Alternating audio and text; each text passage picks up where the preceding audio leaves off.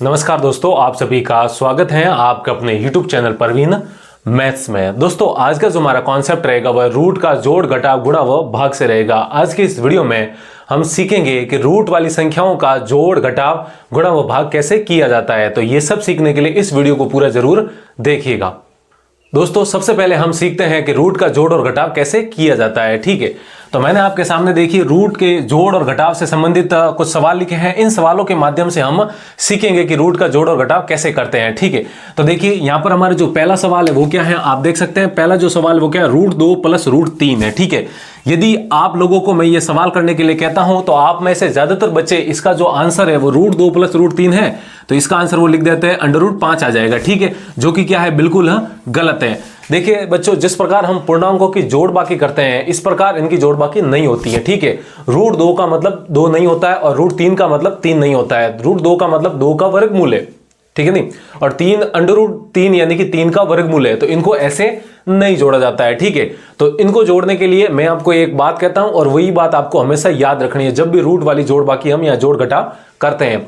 तो दोस्तों रूट की जोड़ बाकी तभी होती है जब रूट के अंदर की संख्या क्या हो, समान होनी चाहिए। ठीक है नहीं, जो रूट लगा रहता है कड़ी, उसके अंदर जो अंक लिखा है या उसके अंदर जो भी संख्या लिखी है वो संख्या बराबर है तो वो आपस में जुड़ और घट सकती हैं। जैसे कि यहां पर √2 + √3 जुड़ नहीं सकता क्योंकि इस रूट के अंदर क्या है, 2 है, जबकि इस रूट के अंदर कितना है, 3 है। तो ये दोनों अलग अलग संख्या है, जबकि रूट की जोड़ और घटाव के लिए हमें रूट के अंदर की संख्या समान चाहिए।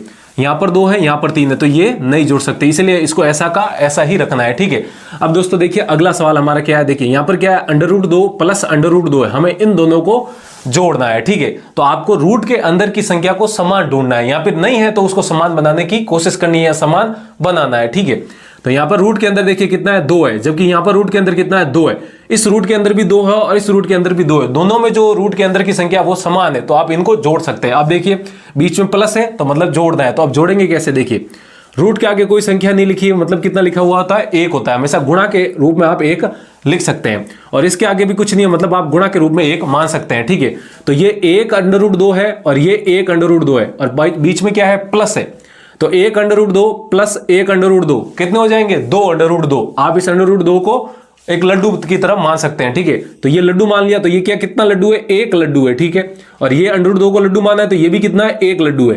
तो 1 लड्डू + 1 लड्डू कितने हो जाएंगे, 2 लड्डू। यानी कि आप कह सकते हैं 2 और लड्डू को हमने क्या माना था, √2, तो यहां पर लिखेंगे √2। ठीक है, 2 √2, तो √2 + √2 कितना हो जाएगा, 2 √2 हो जाएगा, यानी कि 2 √2। अब ये बेसिकली 2 √2 का मतलब होता क्या है, 2 गुणा √2 ही होता है। ठीक है नहीं, √2 + √2 यानी कि 1 √2 + 1 √2 कितना हो जाएगा, 2 √2 या फिर 2 गुणा √2। इस प्रकार आपको जोड़ना है। ठीक है नहीं, मतलब आपको रूट के अंदर की संख्या समान होनी चाहिए, तभी आप जोड़ और घटा सकते हैं रूट वाली संख्याओं को।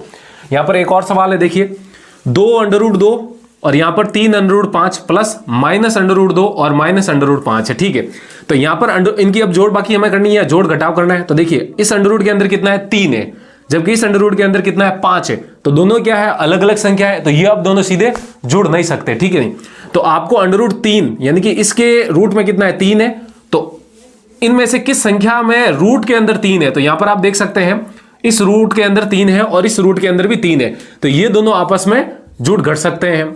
यहां पर √ के अंदर कितना है, 5 है, और यहां पर भी √ के अंदर कितना है, 5 है, तो यहां पर देखिए √ के अंदर कितना है, 3 है, और यहां पर √ के अंदर कितना है, 3 है। देखिए अब यहां पर √ के आगे कितना है, 2 लगा हुआ है, तो ये 2 √3 है। यहां पर आप गुणा लगा सकते हैं, ऐसा जिस प्रकार हमने 2 √2 के बीच में 2 गुणा √2 लगाया था, 2 गुणा √2, इसी प्रकार यहां पर 2 √3 के बीच में ये गुणा ही होता है। ठीक है नहीं, तो ये 2 गुणा √3 है। ठीक है, और ये कितना है, इसके आगे कुछ नहीं लिखा, अभी मैंने बताया कि कितना होता है, 1 होता है, तो ये 2 √3 - 1 √3। आप देखिए √3 को आप एक लड्डू मान सकते हैं, तो ये 2 लड्डू - 1 लड्डू, तो 2 लड्डू - 1 लड्डू कितना हो जाएगा, 1 लड्डू, यानी कि 2 में से 1 को घटाना है आपको, तो 2 में से जब आप 1 घटाएंगे तो कितना आएगा, 1, 2 में से 1 जाएगा 1, और ये लड्डू 1 लड्डू, यानी कि लड्डू को क्या माना है, अभी हमने √3 को लड्डू माना था, तो 1 √3 सीधा सीधा आप लिख देंगे। यहां पर आप देख सकते हैं 2 √3 - 1 √3, तो 2 √3 में से 1 √3 घट जाएगा, माइनस का मतलब क्या होता है, घटाना होता है, तो घटाएंगे तो कितना आएगा, 1 √3 आएगा। इस प्रकार आपको घटाना है।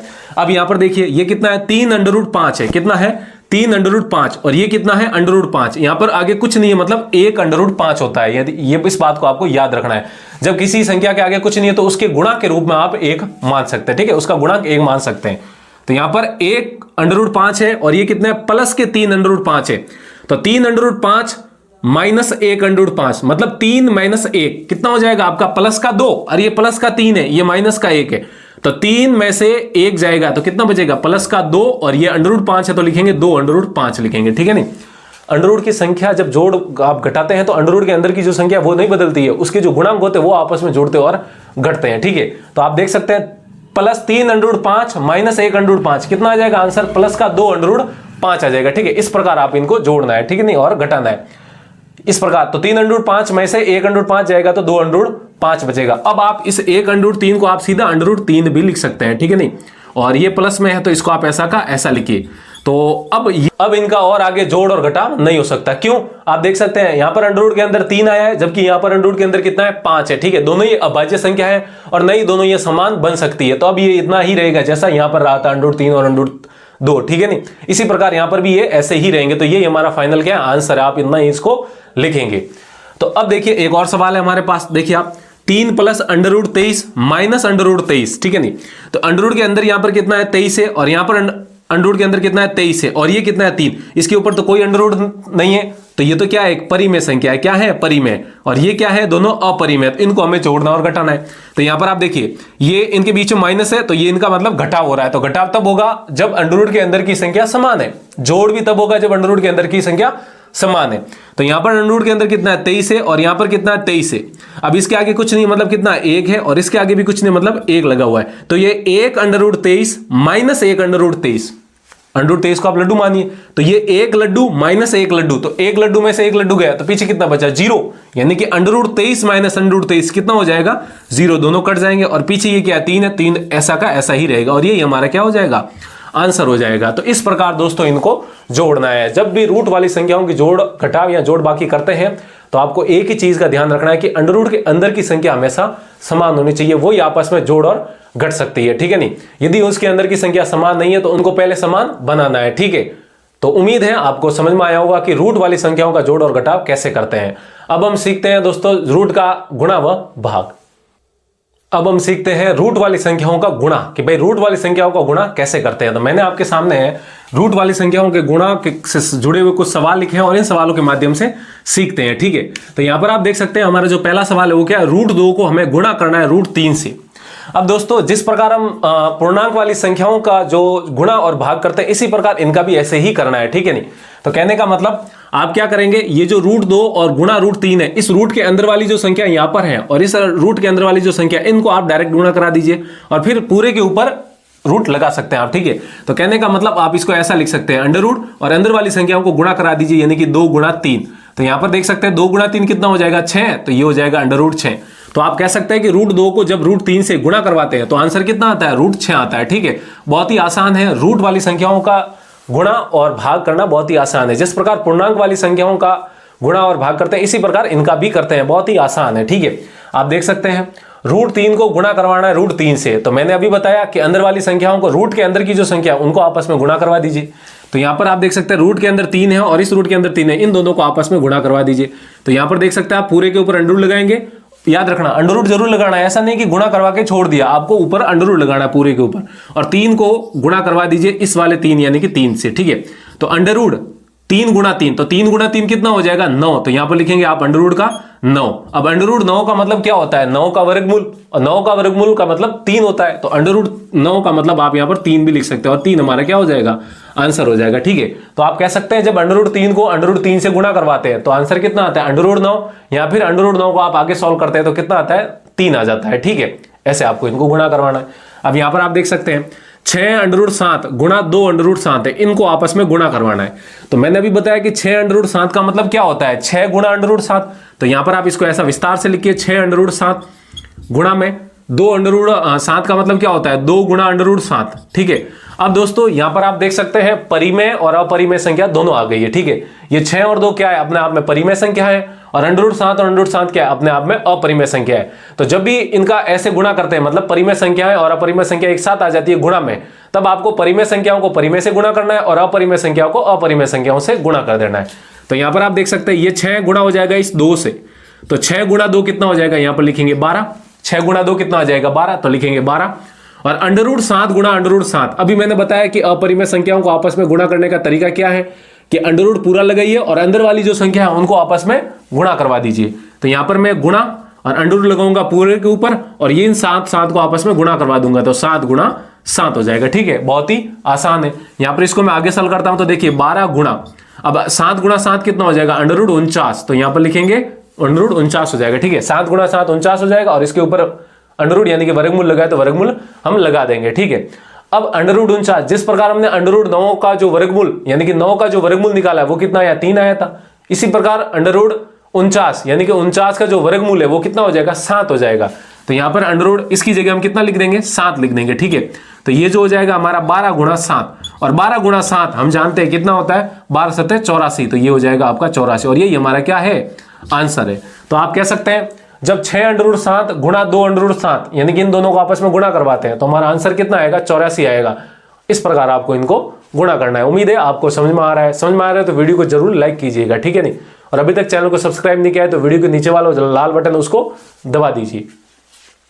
अब ये हमारा अगला सवाल देखिए, बहुत ही आसान सवाल है। देखिए ये और ये, अब मैंने अभी बताया कि अपरिमेय संख्याओं को अपरिमेय संख्याओं से गुणा करते हैं और परिमेय संख्याओं को परिमेय संख्या से गुणा करते हैं। तो यहां पर ये 3 है और यहां पर ये 5 है, तो ये दोनों तो आपस में इससे गुणा हो जाएंगे। इसके आगे कुछ नहीं, अभी बताया कितना होता है, 1 होता है। किसी संख्या के गुणांक के रूप में आप 1 मान सकते हैं, ठीक है नहीं। तो 1 गुणा 5 5, और 5 गुणा 3 कितना हो जाएगा, 15। तो यहां पर लिखेंगे 15, ठीक है। अब अंडर वाली संख्याओं को आपस में गुणा करवाना है, तो अभी बताया मैंने अंडर के अंदर की जो संख्या होती है उनको आपस में गुणा करा दीजिए और पूरे के ऊपर अंडर लगा दीजिए। तो गुणा अंडर लगाएंगे पूरे के ऊपर, और ये जो अंडर के अंदर इधर 3 है, इधर 5 है, इधर 2 है, इनको आपस में गुणा करवाएंगे। तो 3 गुणा 5, और गुणा में कितना आ जाएगा 2, इनको गुणा करिए कितना आता है, देखिए 15, और अंडर के अंदर 3 गुणा 5 15, 15 गुणा 2 कितना हो जाएगा 30। तो आप कह सकते हैं 15 गुणा √30, और यही हमारा क्या है, आंसर हो जाएगा, ठीक है। तो जब भी आप 3 गुणा 5 √5 प्लस गुणा √2 इनको गुणा करवाते हैं आपस में, तब कितना आता है, 15 गुणा √30 आता है, ठीक है। तो इस प्रकार आपको रूट वाली संख्याओं का गुणा करना है, ठीक है। तो उम्मीद है आपको समझ में आया होगा। अब हम करते हैं हमारा अंतिम टॉपिक यानी कि रूट का भाग। अब दोस्तों हमारे सामने है रूट वाली संख्याओं का भाग। मैंने आपके सामने कुछ सवाल लिखे हैं जिस प्रकार हमने पिछले गुणा और जोड़ घटाव के लिखे थे। अब इन्हीं सवालों के माध्यम से हम सीखेंगे कि रूट वाली संख्याओं का भाग कैसे करते हैं, ठीक है। तो देखिए पहला हमारा जो सवाल है वो क्या है, √8 भाग √2। इसका मतलब क्या है, √2 का भाग जा रहा है √8 में। तो दोस्तों इसको आप ऐसा भी लिख सकते हैं कि √8 और भाग में कितना लिख सकते हैं, √2, ठीक है। तो √8 में आपको भाग लगाना है √2 का। तो दोस्तों अभी मैंने आपको बताया कि रूट वाली जो संख्या होती है उनको गुणा कैसे करते हैं, रूट के अंदर की जो संख्या है उनको आपस में गुणा कराइए और पूरे के ऊपर रूट लगा दीजिए, ठीक है। तो इसी प्रकार आपको भाग भी करना है कि रूट के अंदर वाली जो संख्या होती है उनका भाग करवा दीजिए और पूरे के ऊपर आप रूट लगा दीजिए, ठीक है। तो कहने का मतलब इस रूट के अंदर कितना 8 है और इसके अंदर 2 है, तो इनको आपस में भाग करवा देते हैं, यानी कि 8/2, 2 का भाग 8 में, और इस पूरे के ऊपर आप रूट लगा सकते हैं, ठीक है। तो आप भाग करिए, 2 का भाग आप 8 में देंगे तो कितनी बार जाएगा, 4 बार, और इसके अंदर क्या हो जाएगा, रूट, ऊपर रूट लगा हुआ है तो रूट लगा दीजिए। अब √4 का मतलब क्या होता है, 4 का वर्गमूल, और 4 का वर्गमूल हम सभी जानते हैं क्या होता है, 2 होता है। तो यहां पर √4 बराबर कितना आ जाएगा, 2 आ जाएगा, और यही हमारा क्या है, आंसर है, ठीक है। तो आप कह सकते हैं जब √2 का भाग लगाते हैं √8 में तो हमारा आंसर या तो √4 और यहां फिर आप इसको 2 भी कह सकते हैं, ठीक है। तो इस प्रकार आपको भाग लगाना है, मतलब रूट वाली संख्याओं का गुणा और भाग एक जैसा ही है, ठीक है नहीं। रूट के अंदर की जो संख्या होती है उनको गुणा भाग कराइए और पूरे के ऊपर आप रूट लगा दीजिए। लेकिन याद रखना है, ये हमें रूट वाले जो संख्या होती है उनके जोड़ घटाव में ये नहीं करना है कि पूरे के ऊपर रूट लगा दिया और अंदर वाले को जोड़ दिया, नहीं। मैंने अभी बताया आपको कि रूट की जोड़ बाकी तभी, या रूट का जोड़ घटाव तभी होता है जब रूट वाली संख्या है यानी कि रूट के अंदर की जो संख्या वो समान होनी चाहिए, ठीक है नहीं। अब यहां पर देखिए 8 √15 में भाग 2 √5 का जा रहा है, मतलब इसका भाग इसमें जा रहा है। तो कहने का मतलब इसको आप ऐसा लिख सकते हैं, 8 गुणा √15 और भाग में क्या है यहां पर 2 गुणा √5 है। ठीक है, तो परिमेय संख्याओं का भाग तो परिमेय संख्या में चला जाएगा और अपरिमेय संख्याओं का भाग अपरिमेय संख्या में दे देंगे। तो यहां से 2 का भाग 8 में देंगे तो 2 का भाग 8 में कितनी बार जाएगा? 4 बार। ठीक है, और गुणा में √5 और √15 है तो इनको आप ऐसा लिख सकते हैं 15/5। भाई अंदर वाली संख्याओं का भाग कर दीजिए और पूरे के ऊपर रूट लगा देंगे। ठीक है, अब यहां से देखिए 5 का भाग इसमें जाएगा 3 बार और वैसे ही देखिए 5 में 5 का भाग 1 बार और इसमें 3 बार। जैसे आपने यहां पर 8 में 2 का भाग लगाया था नहीं, तो आप इस प्रकार ये भी कह सकते हैं कि 2 का भाग 2 में आप नीचे 1 लगा सकते हैं 1 बार और इसमें 4 बार। इसी प्रकार 15/5 में 5 का भाग 1 बार इसमें 5 में और इस 15 में 3 बार। तो कितना आ जाएगा? यहां से देखिए आप 4/1 4 गुणा, अब नीचे 1 है, 1 को आप बटा में लगाइए या आर में लगाइए ना लगाइए बात बराबर ही है। तो इसको आप ऊपर अंडर और अंदर क्या आ जाएगा? 3। तो 4 गुणा √3, यहां पर आप इसको ऐसा भी लिख सकते हैं 4 √3 और यही हमारा क्या हो जाएगा? आंसर हो जाएगा। ठीक है, तो आप कह सकते हैं जब 2 √5 का भाग लगाते हैं 8 √15 में तो कितना आता है? 4 √3 आता है। ठीक है, इस प्रकार आपको करना है। अब हमारा अगला सवाल देखिए क्या है, 6√7 भाग 2√7, मतलब इसका भाग इसमें लगाना है। तो इसको जिस प्रकार इनको लिखा है इसी प्रकार इनको भी ऐसा लिख सकते हैं, यानी कि 6√7 बट्टा में आप लिख सकते हैं 2√7। ठीक है नहीं, अब इसके बीच में कुछ नहीं है तो ये गुणा है, आपको अब समझ जाना है कि इनके बीच में गुणा ही है। तो हम 2 के बाद ऐसे ये काट, 2 का भाग इसमें 1 बार और इसमें कितनी बार जाएगा? 3 बार, या फिर आप 2 का भाग 6 में लगाइए सीधा 3 बार। ठीक है, और √7 को काटने के लिए √7 में √7 का भाग देने के लिए क्या करते हैं? 3 को 3, तो ये देखो 2 का भाग 6 में दिया वो तो वैसा 3 आ गया, इसको ऐसा लिखिए और रूट हटाएंगे और पूरे के ऊपर लगाएंगे, इसके ऊपर से ऊपर हटाकर पूरे के ऊपर और अंदर वाली संख्याओं का भाग करवा देंगे। ठीक है नहीं, तो 7 का भाग 7 में कितनी बार जाएगा? 1 बार। ठीक है, तो यहां से हम क्या लिख सकते हैं? 3 गुणा √1। भाई 7 का भाग ऊपर नीचे अगर आप देंगे तो 1/1 आएगा, या फिर 7 का भाग 7 में देंगे तो 1 आएगा, तो अंडर के अंदर कितना आ जाएगा? 1 आ जाएगा। तो आप कह सकते हैं 3 गुणा √1। √1 का मतलब 1 का वर्गमूल, और 1 का वर्गमूल कितना होता है? 1 ही होता है, तो यहां पर लिखेंगे 1। ठीक है नहीं, अब 3 गुणा 1, 3 गुणा 1 कितना होता है? 3 होता है, तो यहां पर लिखेंगे 3 और ये हमारा क्या हो जाएगा? आंसर हो जाएगा। ठीक है, तो आप कह सकते हैं जब 2√7 का भाग 6√7 में देंगे तो आंसर कितना आएगा? 3 आएगा। इस प्रकार आपको इनका भाग करना है। उम्मीद है आपको समझ में आया होगा। ठीक है नहीं, अब एक और सवाल है, देखिए √3 का भाग 3 में देना है। ठीक है, तो इसका आंसर जो भी आएगा उसका आपको कमेंट करना है। ठीक है नहीं, कि क्या आंसर आएगा। ठीक है, कमेंट बॉक्स में इसका आंसर लिखिएगा। तो उम्मीद है आपको समझ में आया होगा कि रूट वाली संख्याओं का जोड़ घटाव गुणा व भाग कैसे किया जाता है। समझ में आया तो वीडियो को लाइक और चैनल को सब्सक्राइब कीजिए। तो आज के लिए इतना ही रखते हैं, जल्दी मिलते हैं हम एक ऐसे ही बेसिक गणित से जुड़ी हुई वीडियो के साथ। तब तक के लिए आप पढ़ते रहिए, मस्त रहिए और हंसते रहिए।